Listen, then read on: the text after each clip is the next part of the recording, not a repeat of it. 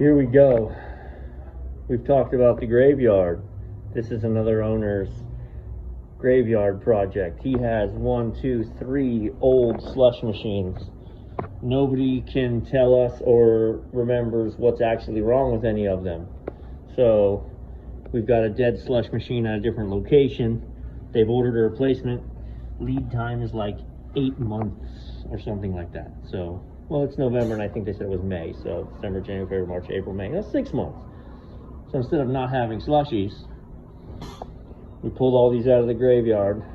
I've got to take the time to clean it up. I mean, I don't have to make it food safe. I've just got to clean it up so it'll attempt to run, and then plug it in and see what it does and doesn't do, and then assess the next and the next and the next.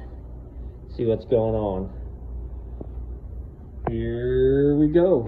All right, just pulling the panels off, trying to get an idea of what's going on. This gives me a pretty good idea that this unit had a leak in the evaporator, which is terminal on these things. You are not going to open up an evaporator and torch it. Looks like they might have tried though. Let me get this skin peeled back. Yeah, because then instead of this nice foam encased evaporator, they've just got tape all over everything. All right, we're gonna break this down.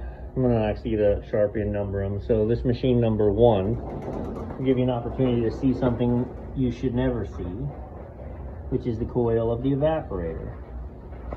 I got a chance to go to the electro-freeze factory the beginning of this year and see them make this, and it's super impressive. And so they actually, you can see the copper is coated in tar, and all of those places it's still coated in tar, and right here is where I'm guessing their leak was. It looks like they cut this to get it out of the way,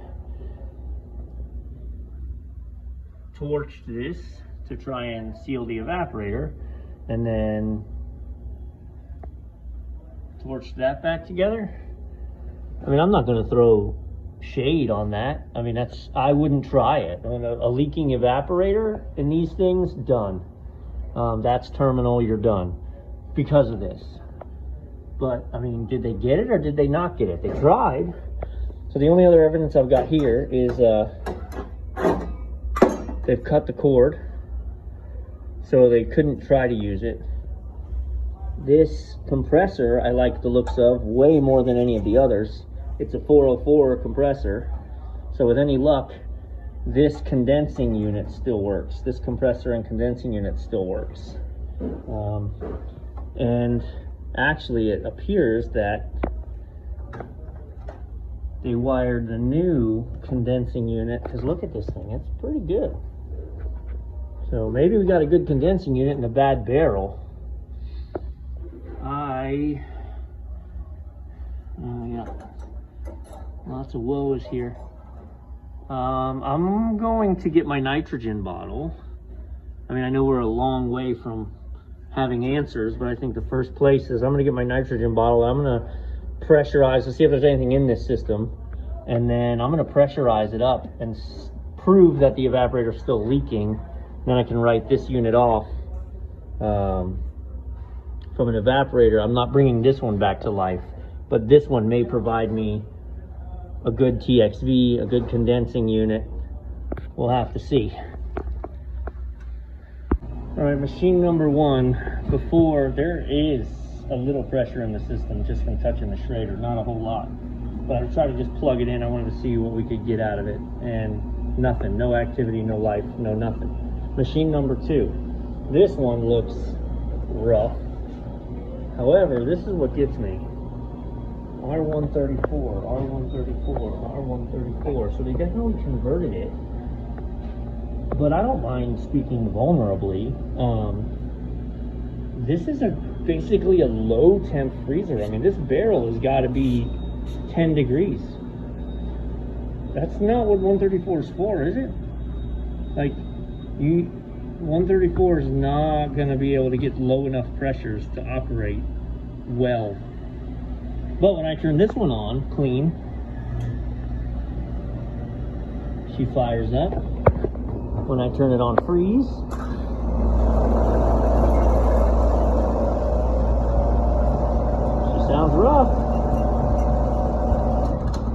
starts. So, let me work on getting this thing stripped back and cleaned up. See what we can see about it.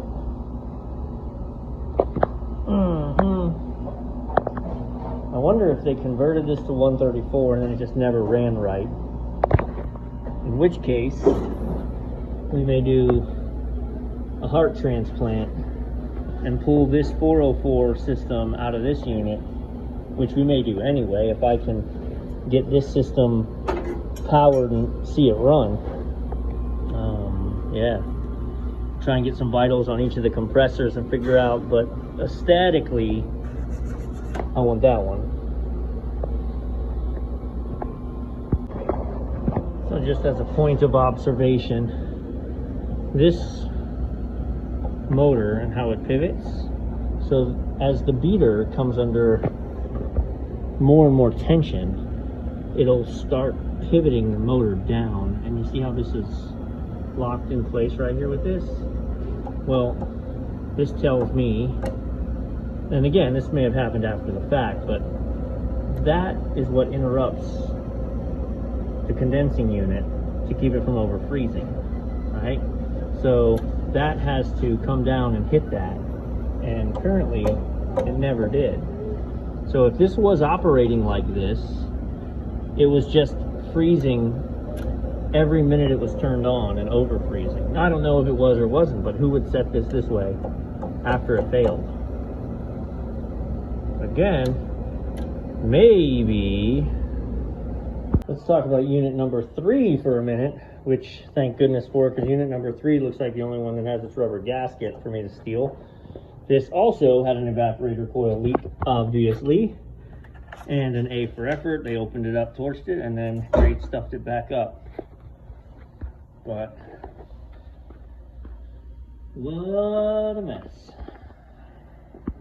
If you look at 134, so right now this thing has to run at 15 psi if you want to have this thing at a, I don't know, 18 degree coil, 15 degree coil maybe, and that's not really going to get it done.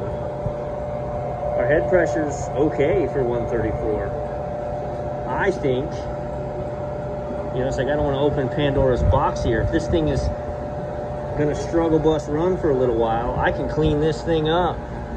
I'm going to wait and see as I see that this actually freezes just from a temperature perspective of what's coming out. Then I'm going to simulate. You can see I put the spring mechanisms back together. The springs were missing. So that's what you want out of your machine. And then I'm going to simulate too much pressure hitting that and make sure the unit cuts off. Oh yeah, look at that. Let me fix that. But, so yeah, we're just going to let her run for a little bit and see what she does. Alright, so I adjusted my TXV down a little bit to get me almost to a 0 degree coil. That actually brought my head pressure down a little bit, brought me in line. So I like the numerics of what we're looking at here from a 134 system. It's very inefficient. Like if I put a 404 system on here, it would pull down much more efficiently. This 134 has to work harder, but you can see the bottom of its chart is 0. The bottom of a 404 chart is negative 40, right? I can get this thing at 0 degrees with 404 running a 30 psi suction, which is what I'd rather be doing. There's way more forgiveness up there than trying to steadily run to a 10 degree. But also, I'm about to go into the electrical section because I held this down for about 60 seconds just to see if it was on a time delay relay, and there are some relays in there, so we'll get into it. And it did not shut off. So if we have a bad relay or disconnect here and we're just on all the time, again, that was part of the problem. We knew this was going to be a multifaceted deal, but if I can dial in this 134 and get it to roll for now, how great is that? They've got a machine up and running. We've still got this backup 404 condensing unit. I can pull out of this unit, cap off, and be ready to go when they need it. To the electrical panel. All right, so I turned it off to work on the electrical, and then when I turned it back on, it tripped its beater. So I'm like, what's going on? And you can see it won't spin the actual, but that's because, again, remember I told you I took the teeth out. So the barrel was freezing. So once I stopped the beater's movement, it froze it in place, and now it won't turn. So I got to pull it out manually. But I'm going to sacrifice. I mean, we're going to go ahead and sanitize. I've still got some electrical work to do. But if it's just electrical, I got that licked. So from a refrigeration standpoint, this thing, I don't think has a big leak in it, because it's been sitting in storage for who knows how long, and it's still rolling great 134 pressures. So I may give this a real good clean and scrub and pull this thing out, get the sanitizer in it, let it marinate for a while I'm working on the electrical, and throw 5 gallons of slushy in it, see if we can't make some slush. All right, I replaced this button. I ohmed it out, actually, or not ohmed it out, but continuity'd it, and it was open all the time. So I replaced this with one from machine number 1 that I tested that did open and close. So now that should appropriately shut us down when it's time. But I just filled it with, we've done soap, we've done sanitizer, now we've got mix in there, and away we go. All right, so this is the beater motor. It's pulling 4.5 amps. On the full system, I checked it and I was pulling, I want to say 16 amps. Yeah, so 16.5 amps. So that leaves me at 12, right? Coming down, so 15, 16 amps. When I pulled the Copeland mobile app, I'll post it up here.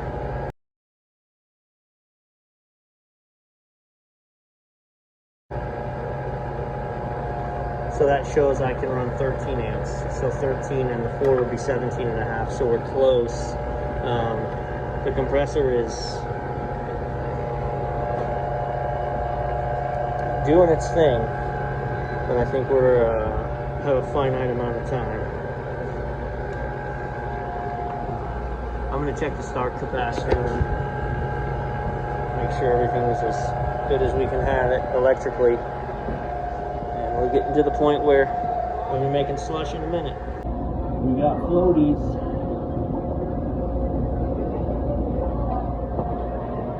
She's making slush.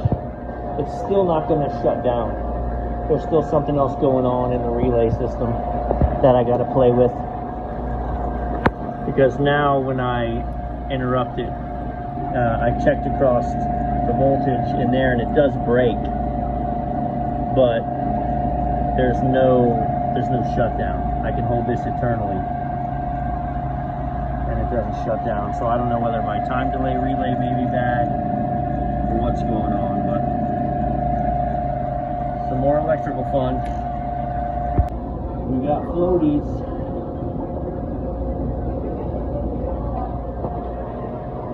Making slush.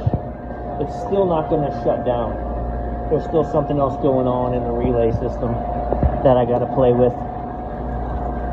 Because now when I interrupt it, I checked across the voltage in there and it does break, but there's no shutdown. I can hold this eternally and it doesn't shut down. So I don't know whether my time delay relay may be bad or what's going on, but some more electrical fun. Well, this isn't my problem because this would cause the opposite problem, but look at that. Oy. I'm chasing the contact. I'm just gonna have to go get new wire and run new wire completely.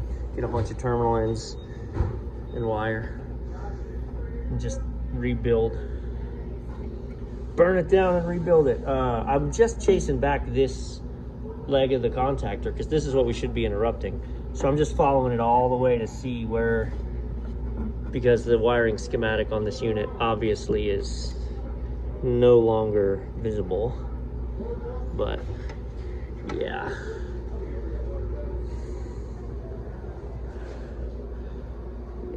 Alright, hang on. Alright, let me show you real quick.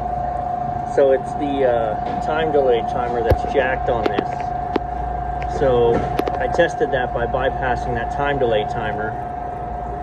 And now when we hit the switch, it cuts out. But you need the time delay because you don't want it. This is what it's going to do. So, Frankenstein, I stole this time delay on make off of one of the other units, but it is broken. I'll show you why. All right, so now the system's not on because when it bumps the button, it's on a, you can put it on a 1 minute delay. I'm gonna turn this all the way down so there's no delay, and look what it does. So that's worse. Can't use, that's the timer problem. So can't use that. Don't have another one of those in my truck. Boo. So I'll see you tomorrow. We're back. So I actually found and replaced, this is a 30-second timer. And so now, what happened was, when it bumps its button and it shuts down, as soon as it lets go, it starts a 30-second delay, and then the contactor is going to close again. Not going to make you wait 30 seconds. Ta-da! There you have it. Alright, so now we clean up this wire mess.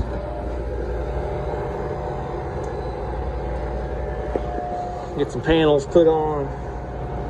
Get ready to transport this thing where it needs to go. Oh, another thing, I'm going to replace this.